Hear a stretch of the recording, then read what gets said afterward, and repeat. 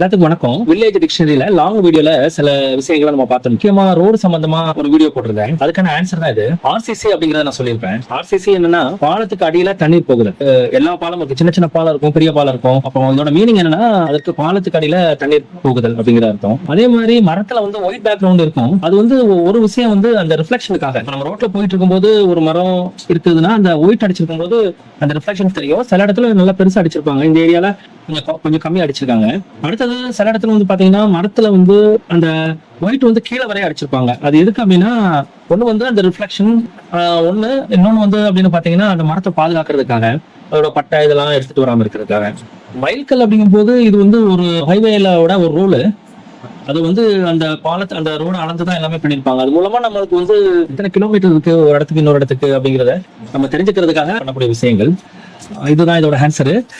ரொம்ப சந்தோஷம். நன்றி.